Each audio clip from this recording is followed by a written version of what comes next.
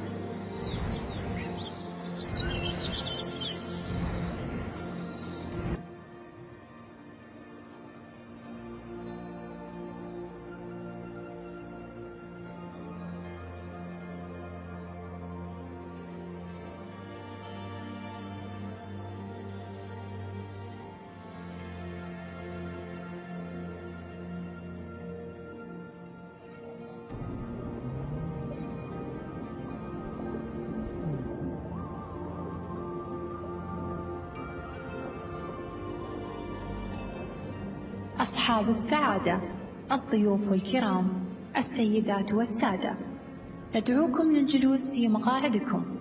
الجلسة التالية على وشك البدء. يرجى تحويل أجهزتكم المحمولة إلى الوضع الصامت، وشكرا. Excellencies, distinguished guests, ladies and gentlemen, the next session in the Al-Wafa Theatre is about to begin. Please take your seats and ensure that your mobile devices are switched to silent.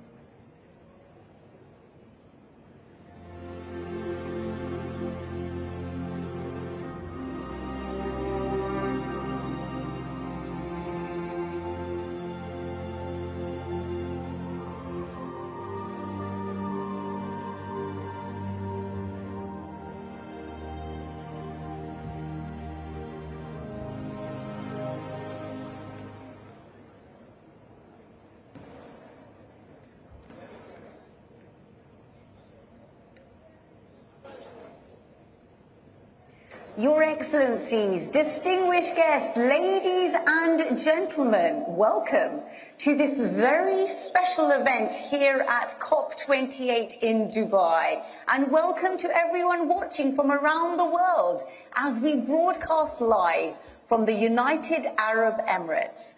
My name's Amandeep. And as a journalist who's covered environmental stories for the BBC, Al Jazeera English and many more, and now being based here, it gives me great pleasure to be part of this very special celebration, because this evening really is going to be a celebration. This is a key session here at COP28. We will be having the official launch of the Global Cooling Pledge. Now, this pledge has been led by the Cop28 Presidency and supported by the United Nations Environment Programme and its partners as part of the Cool Coalition. I quite like that name. Currently, we are counting 63 countries as having endorsed this, but we're looking for more. Please tell your friends. Maybe even during this evening, we'll give you an updated number. We're representing over half the population of the world in supporting the Global Cooling Pledge so far. Now, as we've heard, UNEP-led Cool Coalition is the technical delivery partner of the Global Cooling Pledge. And without further ado, it gives me great pleasure to invite on stage the Executive Director of the United Nations Environment Programme, Inga Anderson. Please do give her a very warm welcome.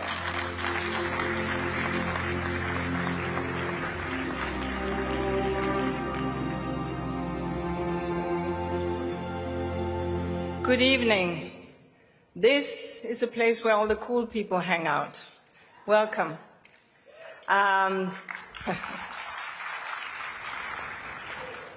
Look, Keeping cool in a warming world is absolutely necessary, and that is why this pledge is so important.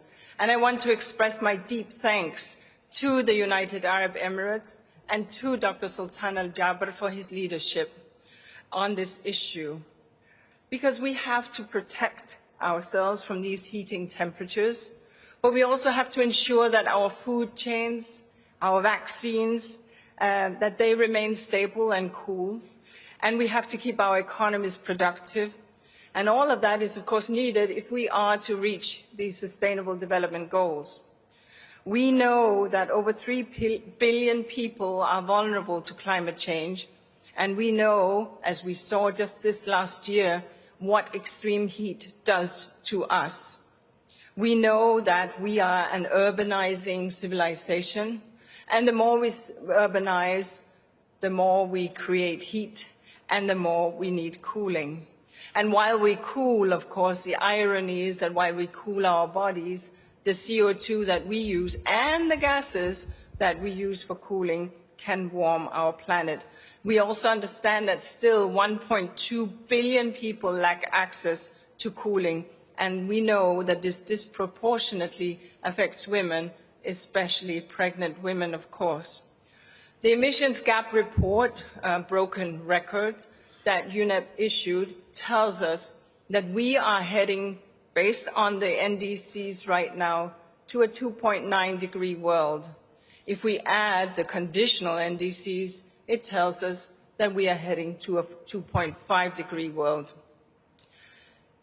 As we're seeking to stretch here based on the global stocktake, hopefully we will stretch so that we can reduce our CO2 emissions by 42% by 2030 so that we can hit the 1.5 degree world that we want. But nevertheless, in a 1.5 degree world, we will need cooling, and we will need cooling 3 times the current capacity by 2050. And that growth will strain our electricity networks. It will hold back the energy transition. It will increase the emissions by 6.1 billion tons unless we take good action. Because we know that inefficient air conditioners and poorly designed buildings, as well as HFCs, add to the challenge. So what we need to do is to do it better and do it now. And that is why the Cop28 UAE Presidency Global Cooling Pledge is so important. It is a real opportunity to increase access to cooling and to reduce emissions. Based on our Global Cooling Watch report, we understand that measures to reduce emission by over 60% by 2050 can save $22 trillion, reduce peak load demand by 1.5 to 2 terawatts. So incorporating passive cooling, which I think we all know when we walk around this beautiful campus, the moment we are under a shaded area, the moment that we are where trees are, we understand immediately what cooling means, what passive cooling and how it works. We also understand some of the design when the breeze just floats right through and we feel a little bit cooler. That is smart building, and we have experienced it right here.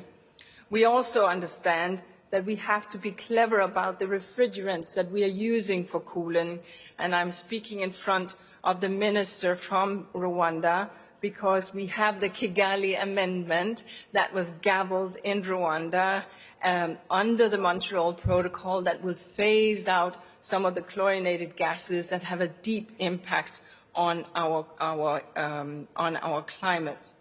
So delivering on this pledge, well, today we're going to hear, and we just heard, 63 countries have already signed up, which is a massive achievement by, yes, thank you.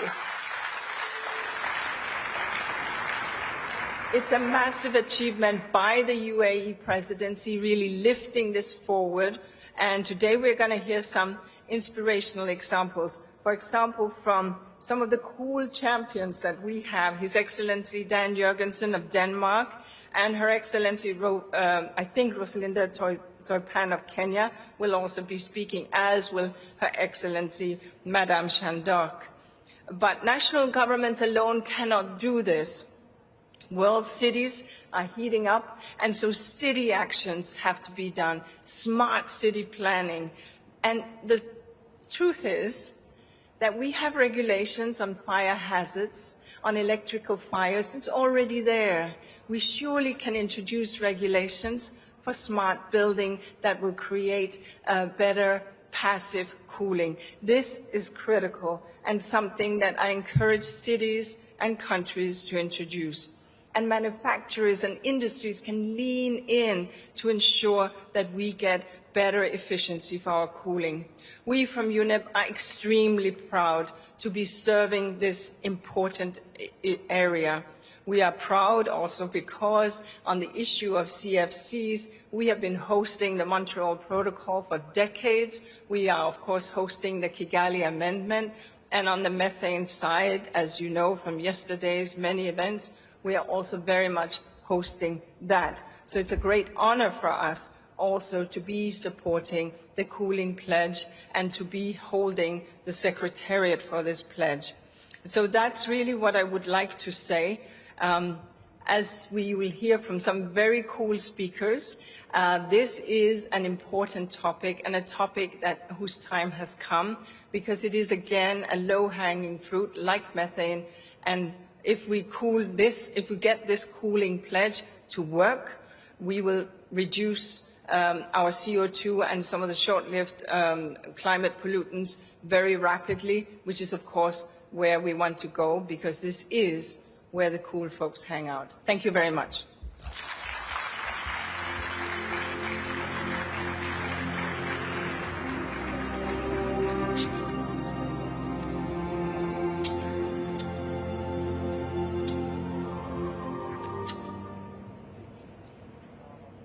Thank you so much, Inger Anderson, the Executive Director of UNEP, with the powerful opening statement. And right on cue, without further ado, distinguished guests, ladies and gentlemen, it gives me great pleasure to welcome on stage a gentleman who's been championing Global Cooling Pledge for, well, a long time. As Inger Anderson described there, this is over a year in the making, but many, many years have led up to this very exciting moment. So it gives me great pleasure to invite on stage Mr. John Kerry, the United States Special Presidential Envoy for Climate. Thank you so much.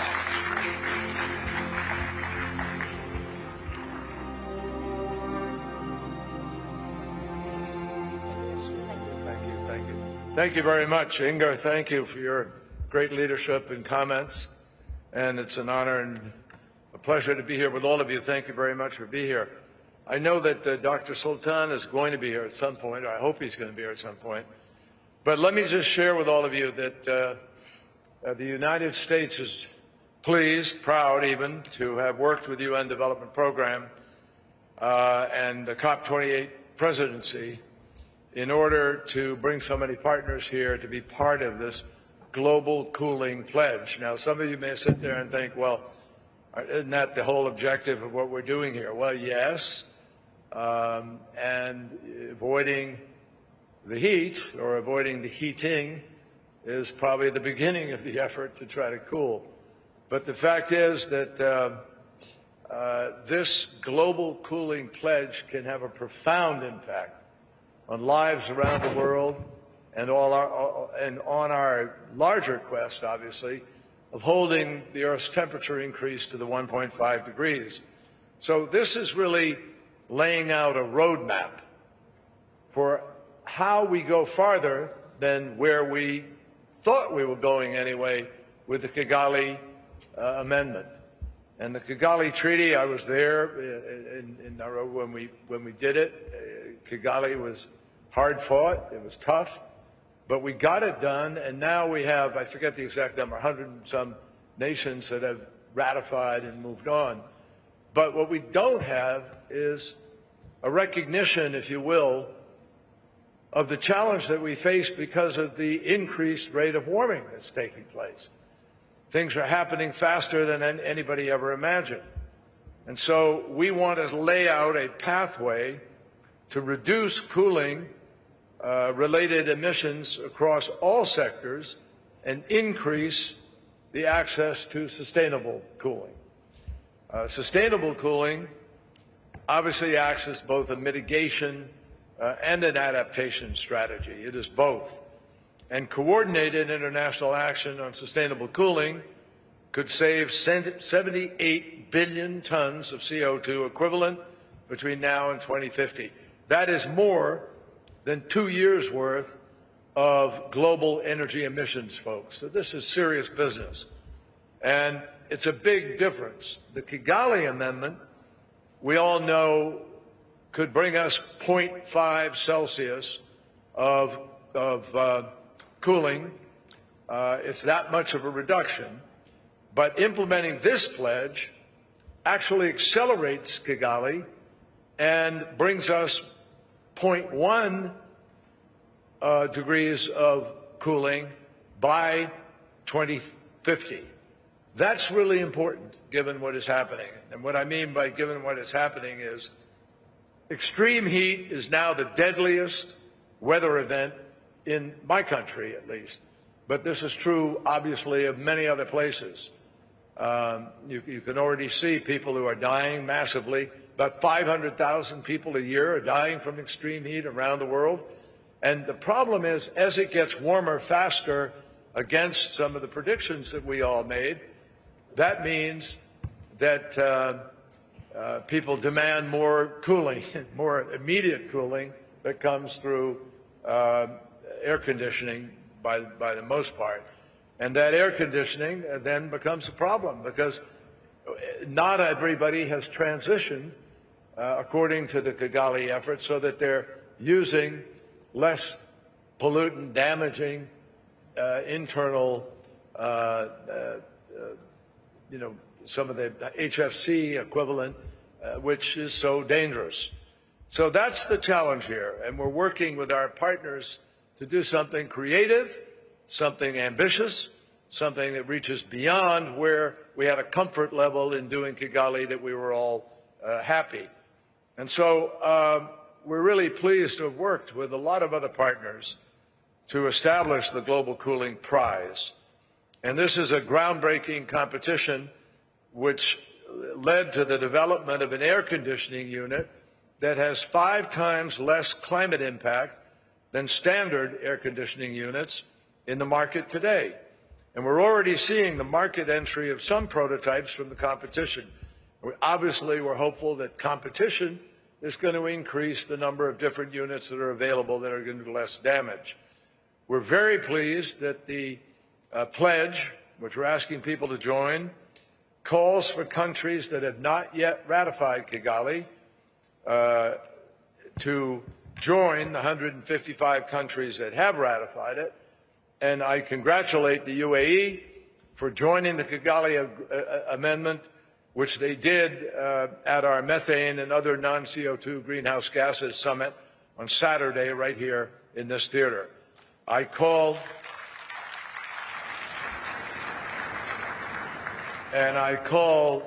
politely but firmly on other countries who haven't yet ratified, please do so. This is life and death, and it's really not a complicated way of making a difference. It's also important for countries who are already in Kigali to maximize the very rationale for them going into that Kigali Amendment. This is the way we gain more, faster, protect more people.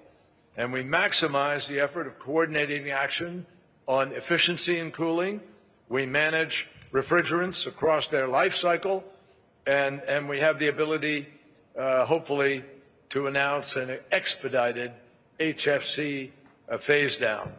So, my friends, we are supporting robust action through the Montreal Protocol's multilateral fund for early action to reduce HFC consumption and to promote improved energy efficient for the hydrofluorocarbons, HCFCs, phase out, and hydrofluorocarbon phase down. Phase out, phase down.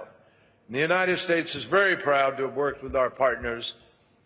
Just this past October in Nairobi, the nearly $1 billion historic replenishment of the Montreal Protocol's Multilateral Fund for the 2024 to 26 triennium. My friends, these funds are going to support the implementation of the Kigali Amendment, including the early action and improving energy efficiency, which is really critical to be able to achieve the cooling.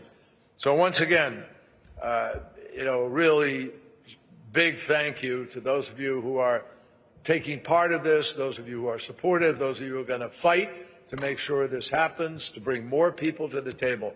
At this stage, it's just not excusable not to have everybody. There are about 195 countries here, and there are people all over the world who depend on all of us to make these choices. So let's band together, become the crusaders, the people who are willing to fight for this transition faster. We have an ability to save lives. We have an ability to do Kigali faster. We have an ability to actually get cooling beyond Kigali, and we have an ability to implement this on a much faster basis. Shame on us if we don't take the opportunity to do that. Thank you.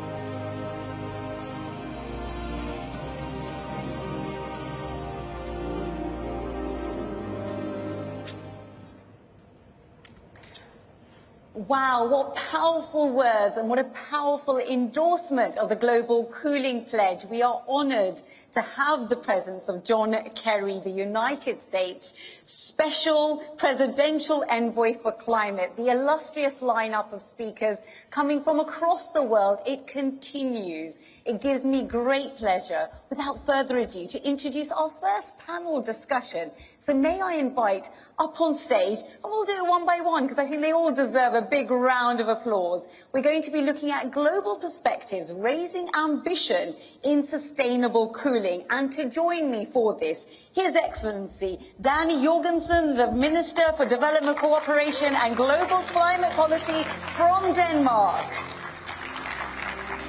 Damalola Agombi, the CEO and Special Representative of the UN Secretary-General for Sustainable Energy for All.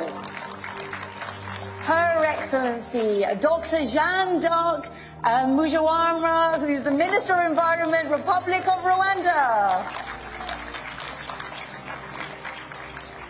And His Excellency Tariq Ibrahim, Minister of Climate Change, Environment and Energy, Maldives. His Excellency Dr. Matthew Opoku Prempeh, who is the Minister of Energy for Ghana. Thank you so much for joining us. I'm going to be taking the podium spot as I welcome all of my panelists here. Fantastic. And may I ask, because you have an illustrious audience for our illustrious panelists, may I begin by asking, the Global Cooling Pledge, if I may go through my panelists here and ask you, what was your motivation for signing up and what are you hoping it will achieve? Well, first of all, I don't see how we cannot address this issue. If we look at how many people die every year because of heat waves, the latest number I saw was around 12,000 people. 1/3 of the world's population live in a country where the heat is threatening to their health more than 20 days a year. If we look at the number of people that are dying or becoming severely ill because they don't have the vaccines due to a lack of cooling of the vaccines, if we look at all of the food waste that's created on the planet, probably we could save enough food to feed 800 million people. All of these things combined really tells us that it is a no-brainer to deal with this issue, especially because we have the technology. So many other issues that we deal with when fighting climate change and trying to adapt better and create resilience are difficult because we don't really know how to do it yet. But this is one of the areas where we do know what to do, where we do have the technology and where it should be possible to find the funding. So I think putting this on top of the agenda, dealing with this across all of the areas where we have the possibility is extremely important. Fantastic. Thank you so much, Your Excellency, for a flying start. May I make my way down the list? And of course, we have Damilola Ogunbi. May I turn to you now, please? Thank you very much. Firstly, you have Inga championing it, and everything Inga does champion works well because she does truly care and puts people behind the science every single time. So as soon as she calls on me, I will always be there. But more importantly, I deal with SDG 7, universal access to energy. And we know now that you can't live a dignified life without having access to cooling. So it doesn't make sense as we try and electrify the easily 675 million people that don't have access to electricity to not include cooling as part of the solution. And if that cooling is not sustainable, if that cooling is not efficient, we will be coming back to transition out of things again. So for me, it was important to incorporate this into everything we do. It's just, we had a session with you earlier on clean cooking. It's the same thing. How do we incorporate all these bits at the beginning, work all of them in parallel, so you're not coming back again. You are making that pledge that to live a dignified life, you need cooling, you need access to electricity, you need access to clean cooking, and you need to have it in an efficient, affordable way. Fantastic, and I do appreciate, Damilola Ogunbi, that you made that link to the earlier session, because here at COP28, this is one holistic family.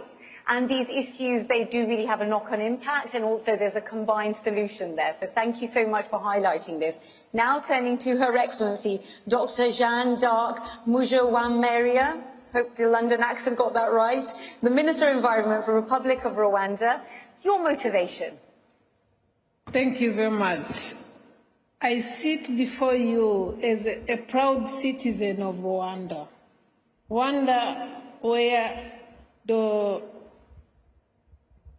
the country is caring for its citizens, where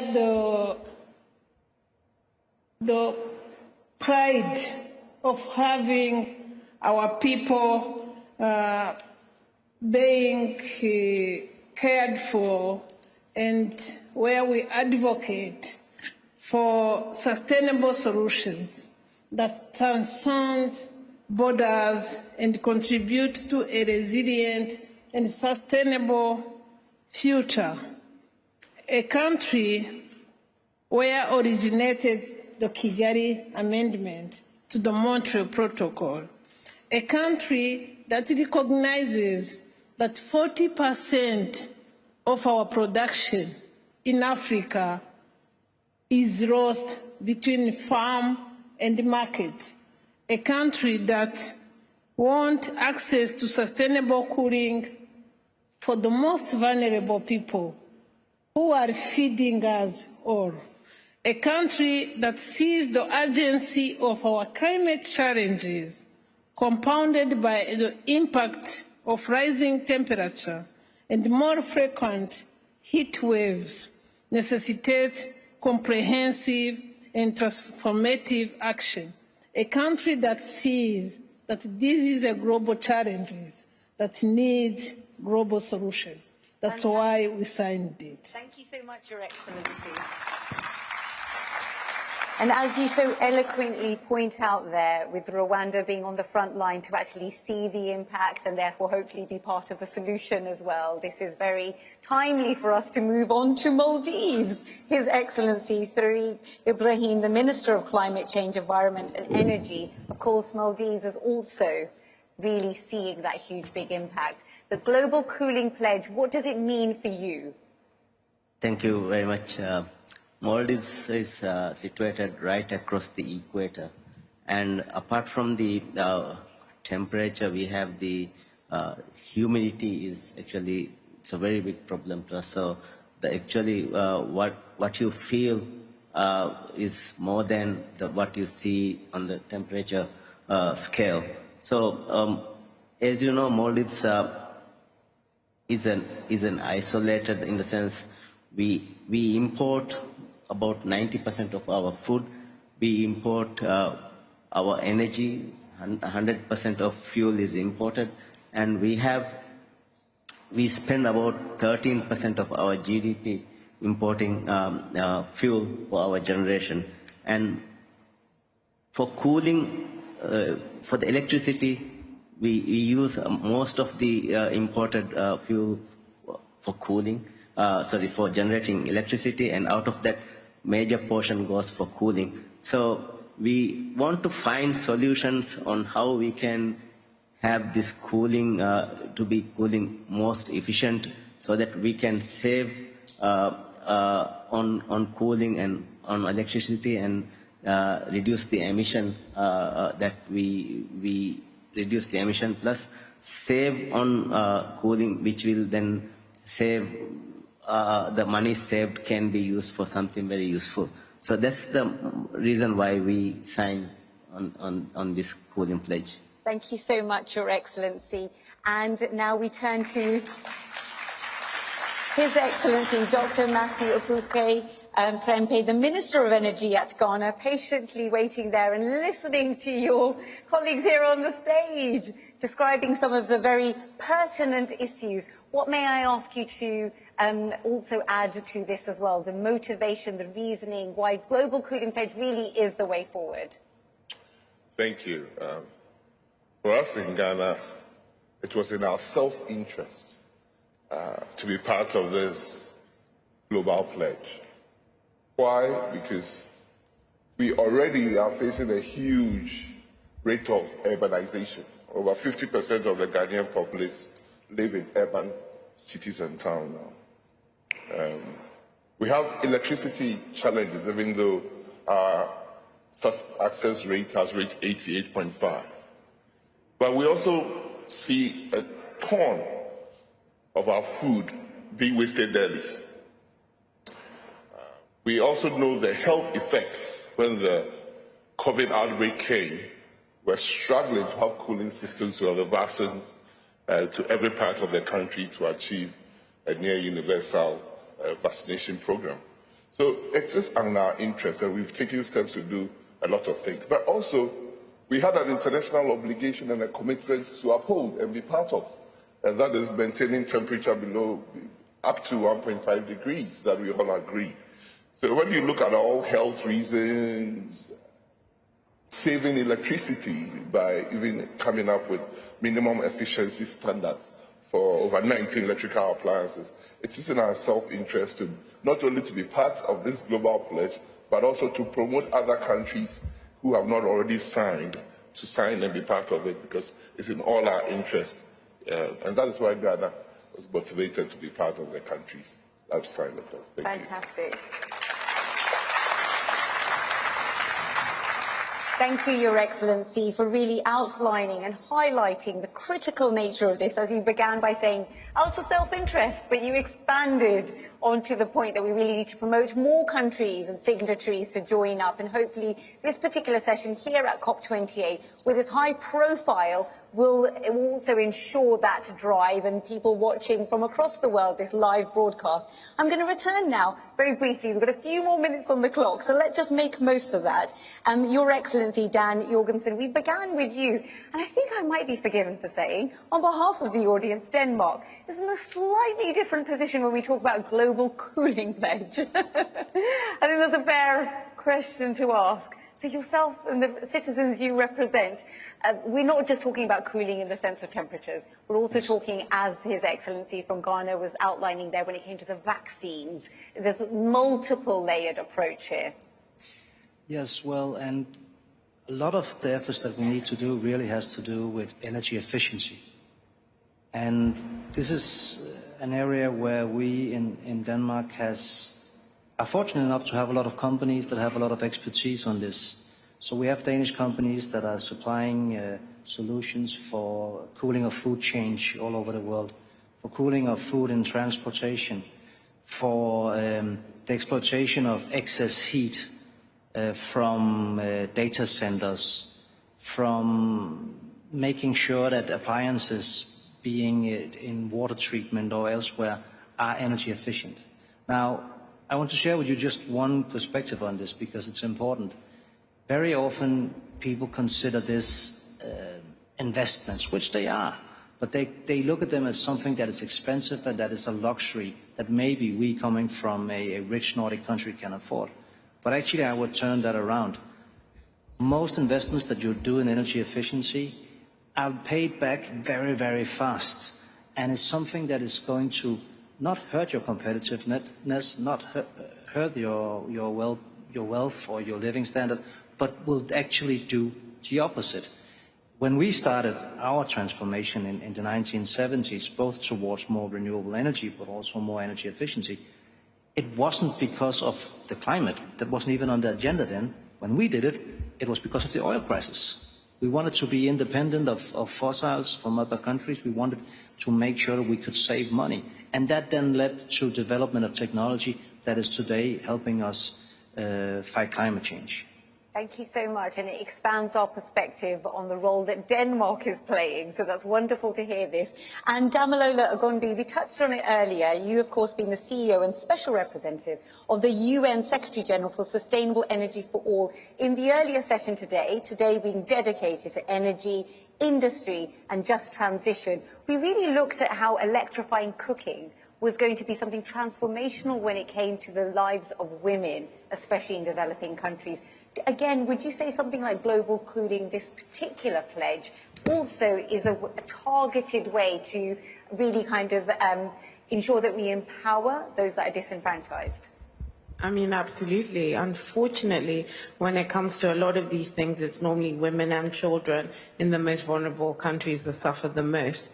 Now we're seeing heating that causes death. It's, you know, it's getting to really, really hot levels, but in a lot of our countries in the global south, it's been happening for a long time.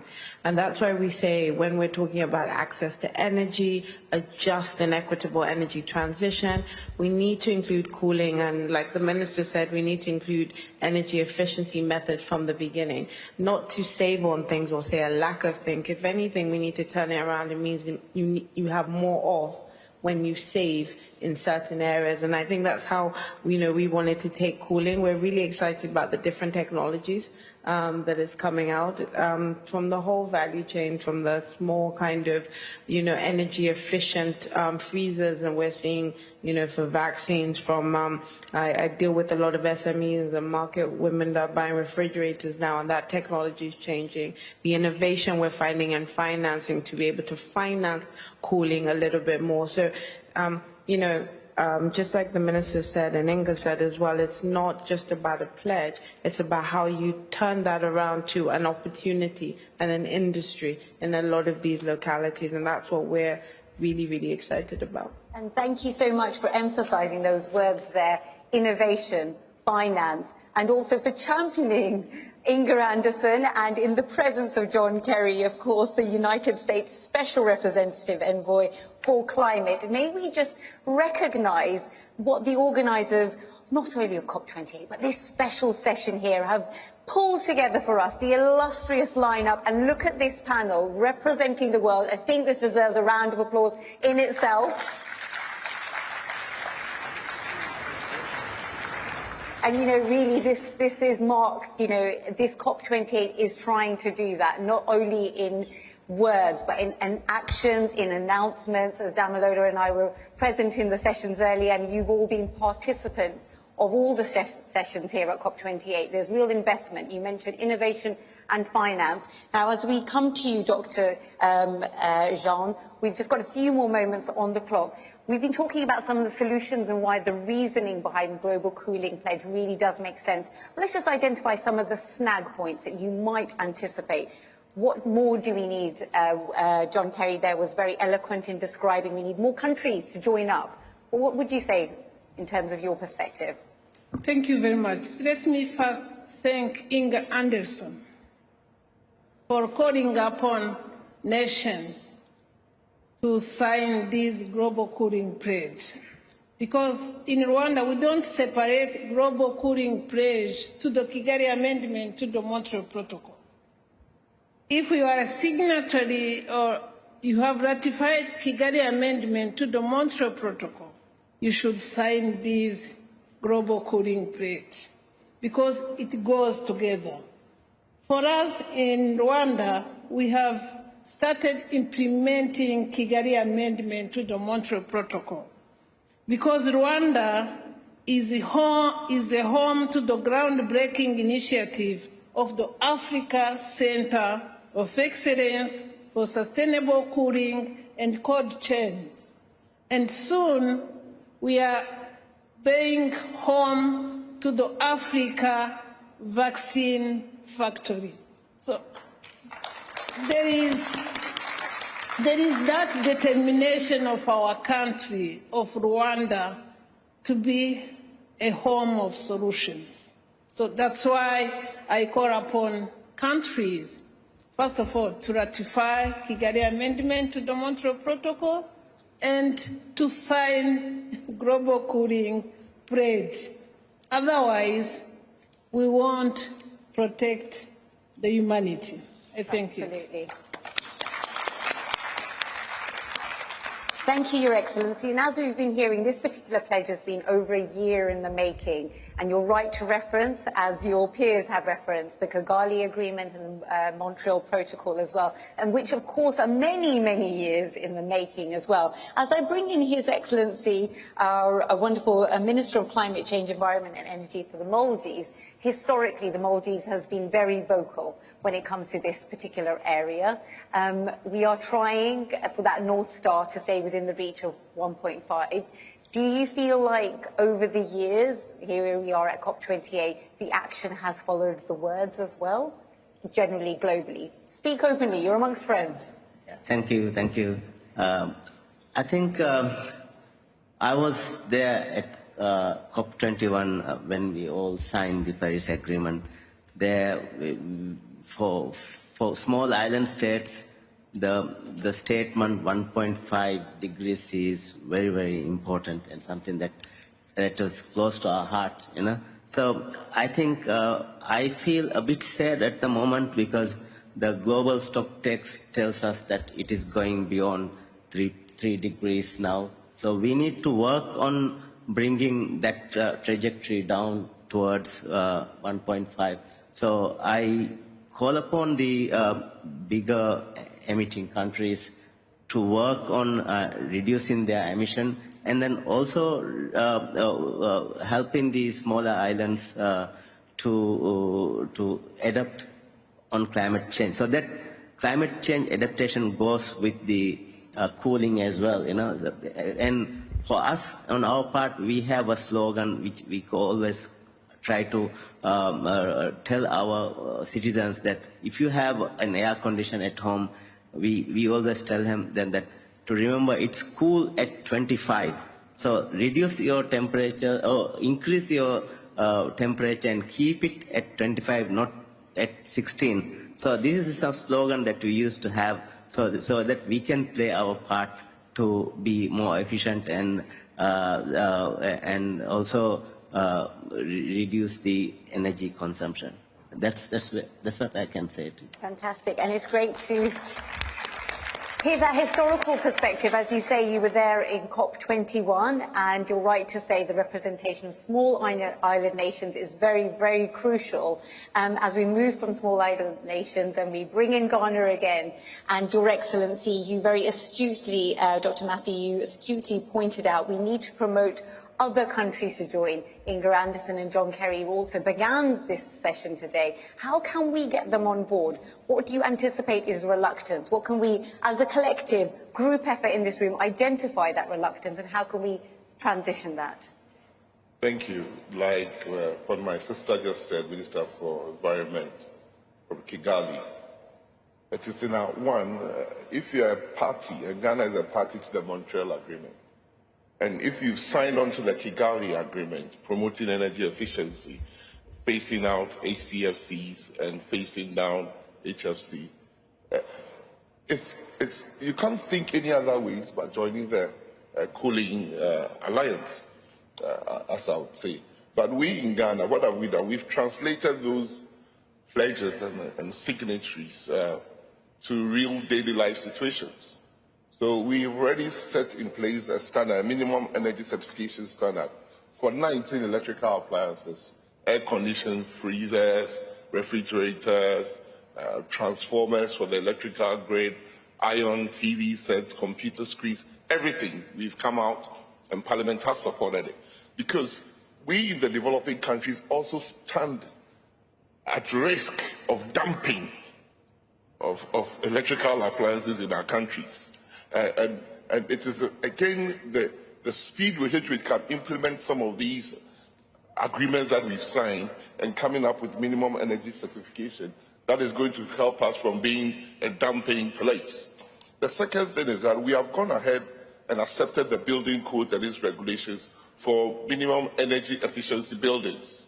We are working to get it because we have already come up with a building code in the country to make sure that even buildings that are being constructed now follow a certain minimum energy thresholds. Not only that, we've also decided to train all government and public institutions in their procurement so that they do what we call green procurement practices, because they are the biggest purchasers of cooling appliances in the country. So that in the evaluation of cooling appliances, they have a look at minimum energy efficiency so that they don't just buy air conditioners with 1 star or 2 star, but because our minimum is probably now 3 star. What Ghana needs, as an example for other countries who are yet to sign, is a partnership to develop the testing laboratories so that the regulators, when people bring in, because every electrical appliance is literally brought in from outside, that the regulators will be able to test to make sure that they meet these minimum energy standards that we have set, and we make it punitive for people who are trying to dump. We also have participated in some rebate schemes when we're doing the HFC, so that if you brought in your old fridge, you get a new one purchased and a rebate given. So we need support in those 2 areas, and probably to create more awareness that for countries in Africa that are energy deprived, we have the highest energy poverty systems around the world. It is almost always in our interest to also ensure that the little that we have, we don't waste it in an energy inefficient system. So I can only say that we hope every country can abide by, can join this global alliance, and we hope that we can get the partnerships to make sure that we don't be at the receiving end of bad, inefficient appliances by having the testing laboratories in country, in every African country, and also the schemes to let people enjoy the benefit of buying good appliances in the first instance, not as a second thought. But thank you for that. Fantastic, thank you. And I think that point that you make there, Your Excellency, Dr. Matthew, in terms of really talking about incentivising greater cooperation when we talk about country level, and also you mentioned it there briefly, and maybe we can unpack this in this next question, if I may put it to all of you, because I've been very conscious of ensuring that everybody has an equal part in our panel discussion, but now I'm going to throw it open to you. We're, of course, very wonderfully represented in terms of country representation, and Damalola here with our Sustainable Energy for All. When we talk about countries, and we want to also talk about the essential role that private sector, development banks and financial institutions and philanthropy also play in supporting the global cooling pledge, what incentives, as His Excellency was describing there, can we also highlight, introduce and bring people on board? Perhaps if I can bring in yourself, Damalola, because you spoke about innovation earlier.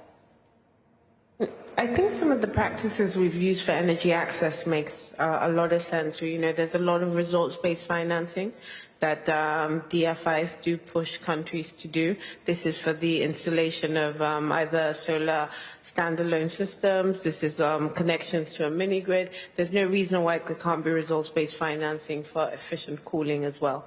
You can add it on the energy access program, or you can have an appliance program focused on it. Like the Honourable Minister for Ghana said, there's a lot of homegrown solutions as well. So it's not just about developing things in DC, or it's about coming to the countries and understanding how it works, what is the affordability, how people pay over time, what are the other instruments that you need to hedge. But it's really important to understand that this is, I know people don't like hearing subsidy, but this is something that you will subsidize, but it will be cheaper in the long run, and it is sustainable. So that is what I would encourage, a sustainable resource-based financing model to make sure everyone gets access to cooling. And I think that definitely needs to be applauded. What can be done here? Because we are here as part of a support for the Global Cooling Pledge, but also we can use this opportunity to brainstorm some solutions. What can be done to encourage some of those initiatives that you described? May I open that out to any of our excellencies to join in?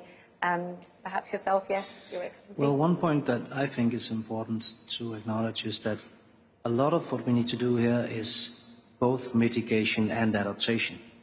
So really, when we look at the potential investors out there, that could be private investors, institutional investors, it could also be governments like my own wanting to help with government grants. It's really difficult to point at areas where you will get so much value for the money that you will invest. It will save energy, thereby help mitigate climate change. It'll help adapt and create resilience, which is very, very important in many countries now, where we see climate change is hitting so hard and thereby undermining all of the growth and prosperity that the countries could have. Fantastic. That's such a brilliant point that you make there. Thank you so much, Your Excellency. And on that note, please, distinguished guests, ladies and gentlemen, please do give our wonderful panellists a big round of applause. Thank you so much.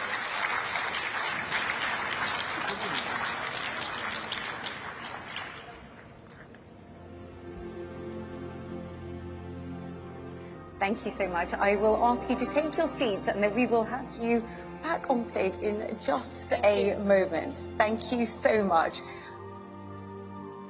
So it's my great pleasure now to say that we would like to have a representative from each country which has been a signatory to the Global Cooling Pledge to please join us here on stage. We're going to have a celebratory moment to really document the fact that we've also got the illustrious lineup of speakers and guests here.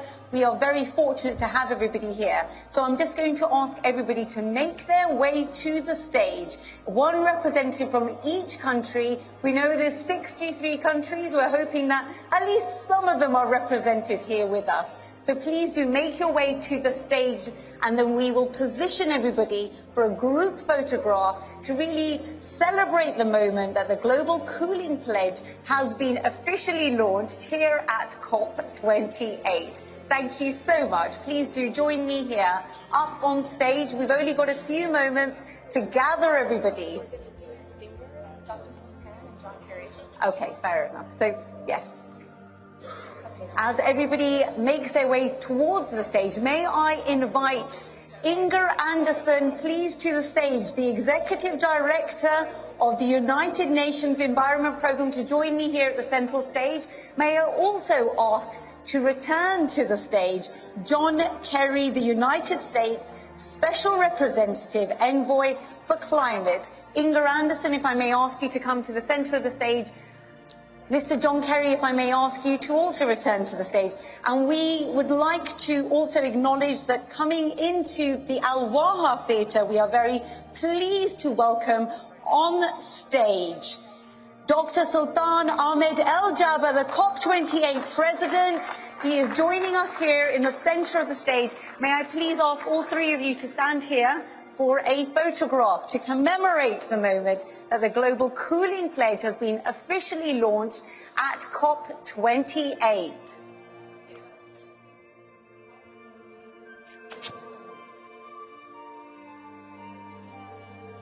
Your Excellencies, distinguished guests, ladies and gentlemen, please give them a big round of applause. This is the official launch of the Global Cooling Pledge, and we are very pleased that joining us here is Dr. Sultan El Jaber, the COP28 President, who's officially endorsed the Global Cooling Pledge, John Kerry, the United States Special Presidential Envoy, and also Inger Anderson, the Executive Director of UNEP. While they're on stage and everybody joins us, can I just get a photograph with this illustrious lineup? Fantastic. Oh, thank you. Thank you. So, So now we will have one representative from each country. Please join us on stage, and we will ask our wonderful technical team to direct the positioning of all the photographs. I can make my way over here because I think we need the central area to be Inger Anderson and, of course, everybody here. So everybody who's joined up to the pledge, the supportive team, please do come up. Do not be shy. That's it. Fantastic. And can we please have it directed from the front to ensure that we get the good... I'll join you here.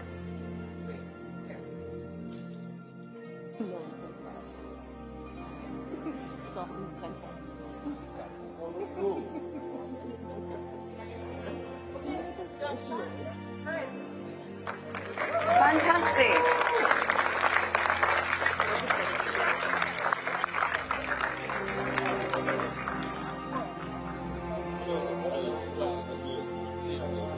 Dr. Sultan, thank you so much. Okay, fair enough. Thank you so much for gracing us with your presence. Yes. Your Excellencies, distinguished guests, ladies and gentlemen, please do give our Cop28 President another round of applause.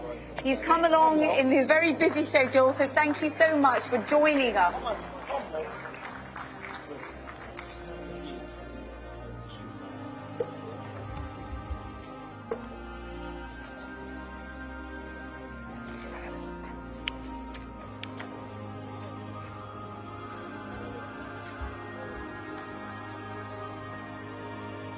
I'm just going to ask everybody that we're going to regroup for the second panel of our session because we continue with our discussion and we are going to ensure that we do address the many points and points of discussion that we want to get through this evening. So may I please ask our stage to be cleared? And may I please ask our panelists for our second discussion to please join me on stage as we look at the global cooling pledge and many of the issues that we would like to discuss. This is our final panel in order to just go through some of the discussion points that we have here this evening. So, may I please invite on stage His Excellency Graham Stewart, the Minister of State for Energy, Security and Net Zero from the UK.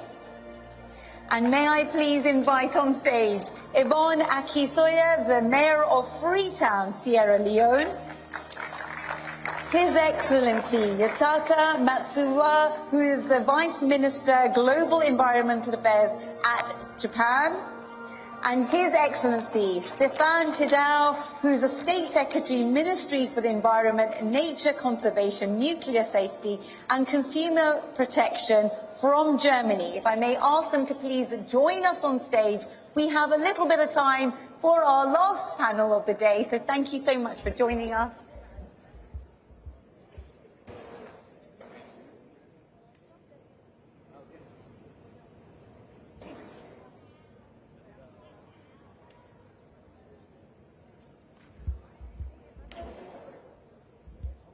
Brilliant. So it looks like I have a seat this time, so fantastic.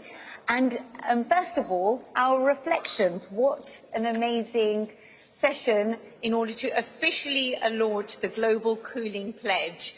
May I go through our wonderful panelists and ensure that everybody has a chance to talk about their motivations for joining the pledge and also to reflect on what a great official launch. I'll begin with you, please. Thank you.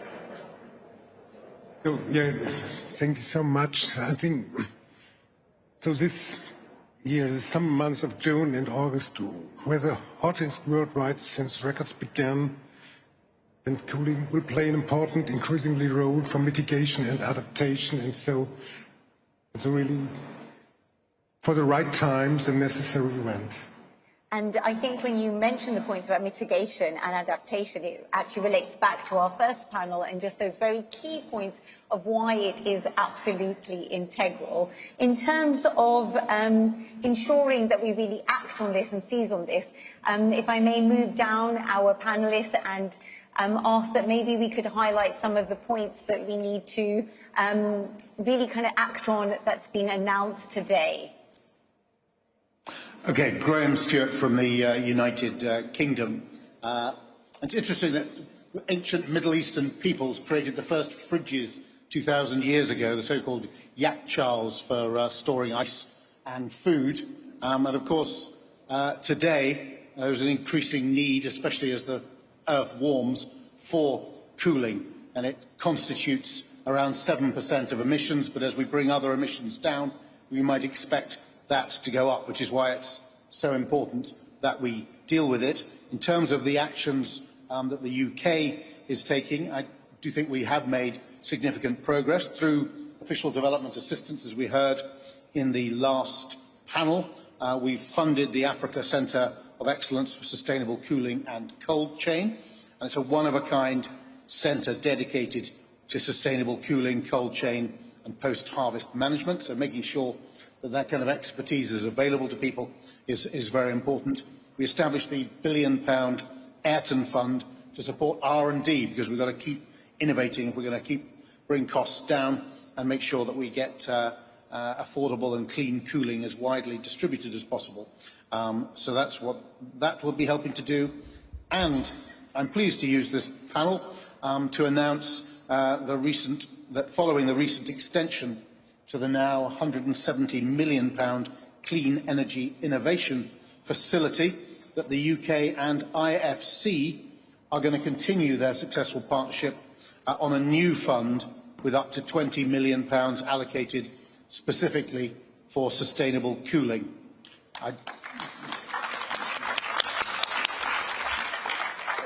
Just say that we're at the start of this particular journey, so the UK is proud to be among the first to sign up for the Global Cooling Pledge.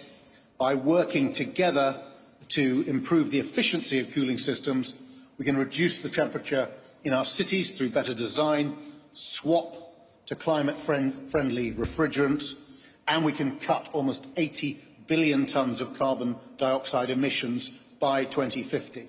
So for anyone who hasn't yet signed up to the pledge, I'd encourage people, as John Kerry and others did earlier, encourage people to join the pledge, become the pioneers of a new era of more sustainable, efficient cooling, because when we work together as governments, as the private sector and as civil society, and we give clear signals at the same time, it sends a message to the markets, and it means you not only have donor funding, but you have massive amplification of that through private sector funding too. And if we harness all of that, we really can make a difference on global cooling. Thank you. I think that definitely deserves a second round of applause.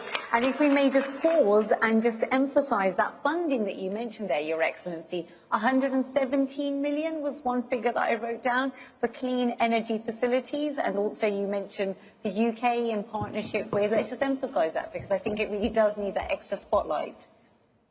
Well, thank you. I won't avoid that spotlight, but I think there's a real palpable sense of excitement at this COP. From announcements on the first day, I don't think we've ever had significant breakthroughs on the first day of a COP before. We've got to make sure we keep going with that momentum. I think this global cooling pledge is another great sign, and we have the Powering Past Coal Alliance, which has not only had the United States join it in this COP, but of course the UAE themselves. So I think this is part of, there's a common thread across these areas of governments and companies working together to send signals to markets that trigger investment, drive the costs down, and then lead to a more just solution as well. Because we cannot, whether it's zero emissions vehicles or cooling systems, we've got to make sure that we make this affordable, not just for the developed countries, but right across the world. Only by doing that will we have the just transition, which all parties to this, at this conference should equally be committed to delivering. Absolutely, that definitely does need to be emphasised, and as you say, the finance needs to really back up those key initiatives. And as we bring in Sierra Leone there, and in terms of really emphasising the messaging there that His Excellency was able to outline about the need for the Global Cooling Pledge and that international collaboration. So thank you very much, and I'd just like to point out that you're bringing in the city of Freetown. Yes. And I think that's a really important part of this, that the pledge has not just been signed by countries, but it's also been signed by cities. Absolutely. And that's because within C40 cities, for example, which I co-chair, 75% of our cities are cutting emissions faster than their national governments. And when it comes to cities' abilities to come behind the cooling pledge, there are a number of ways in which this can happen.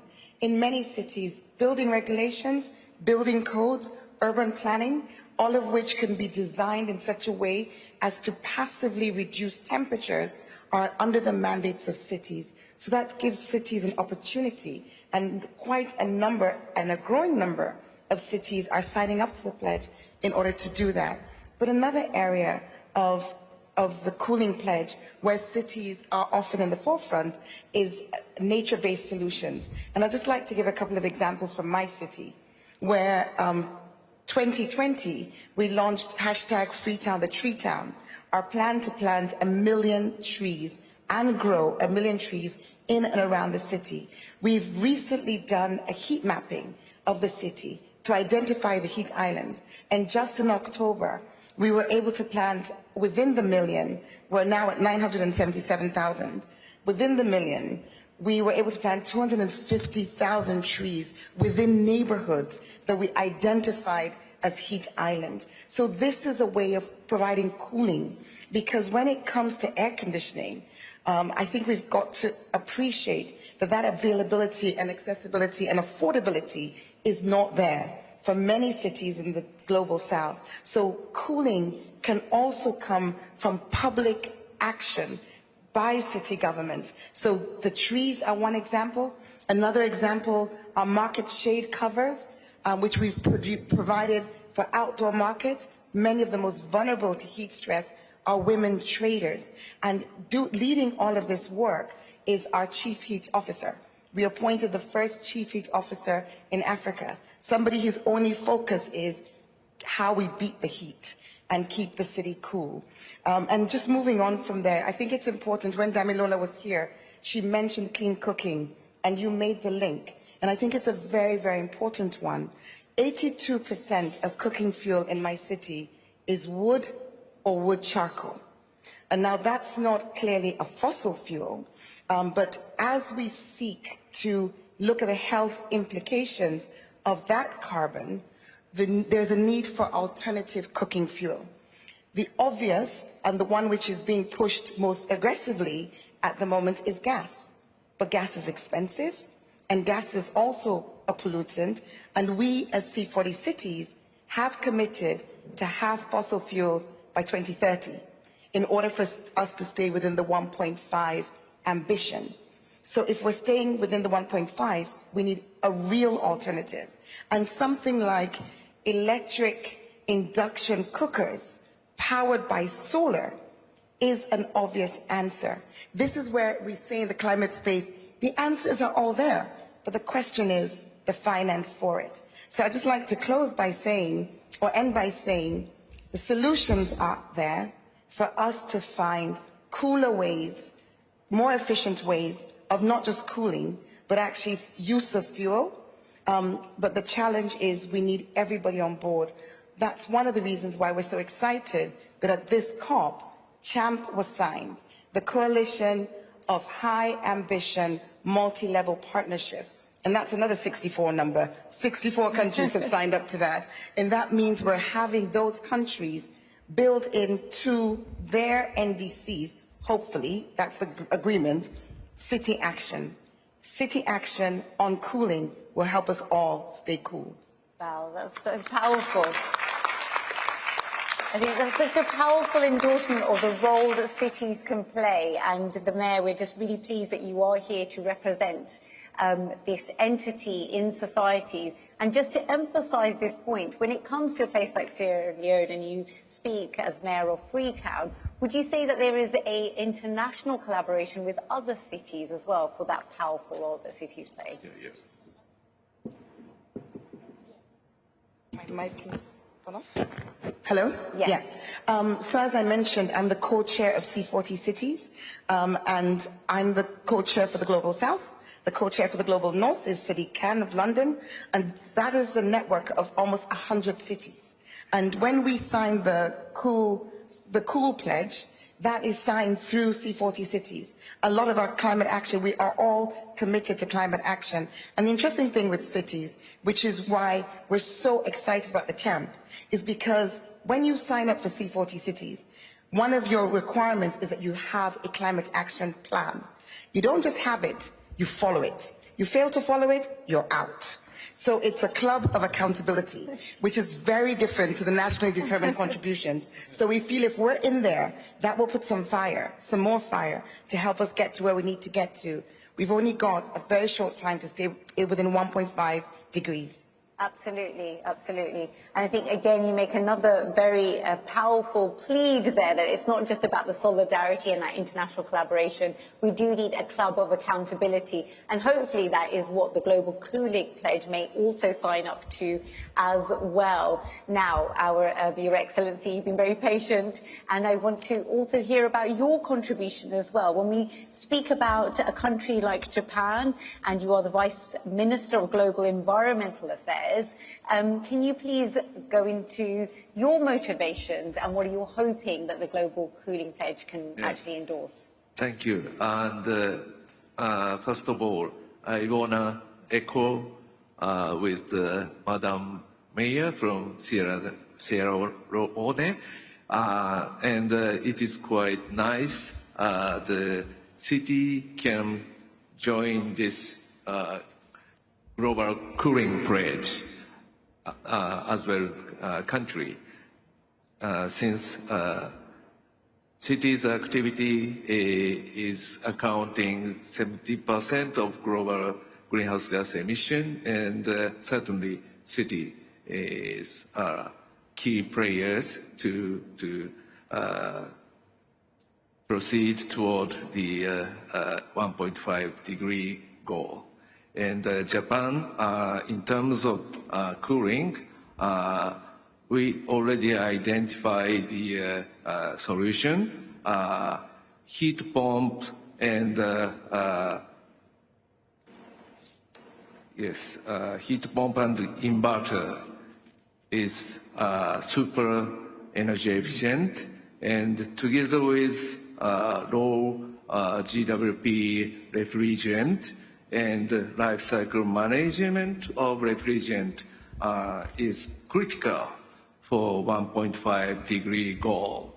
And to this end, to realize this solution, Japan already established initiative on fluorocarbon life cycle management, or IFL, together with 15 countries and international organizations